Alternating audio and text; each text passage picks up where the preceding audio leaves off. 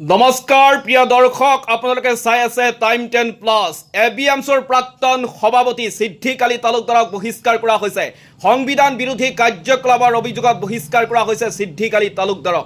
সদৌ বিটিচি সংখ্যালঘু ছাত্ৰ সন্থা চমুকৈ এবিএমছৰ কাৰ্যনিৰ্বাহক সদস্য তথা পৰ্বতজোৰা জিলা এবিএমছৰ প্ৰাক্তন সভাপতি সিদ্দিক আলী তালুকদাৰে সংবিধান বিৰোধী কাৰ্যকলাপৰ সৈতে জড়িত থকাৰ অভিযোগত এবিএমছৰ পদবী আৰু প্ৰাথমিক সদস্য পদৰ পৰা বহিষ্কাৰ কৰা হৈছে সিদ্দিক আলী তালুকদাৰক আৰু প্ৰাথমিক সদস্য পদৰ পৰাও তেখেতক বহিষ্কাৰ কৰা হৈছে।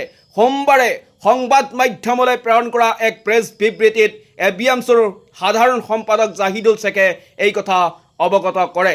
তেওঁ কয় যে সিদ্দিক আলী তালুকদাৰে এবিএমছৰ সংবিধান উলংঘা কৰি এবিএমছৰ কেন্দ্ৰীয় নেতৃবৰ্গৰ বিৰুদ্ধে সামাজিক মাধ্যমত চূড়ান্ত অপপ্ৰচাৰ আৰু এগৰাকী মহিলাৰ বিৰুদ্ধে আপত্তিজনক মন্তব্য কৰাৰ বাবেই এবিএমছুৱে সিদ্দিক আলী তালুকদাৰক বহিষ্কাৰ কৰিছে।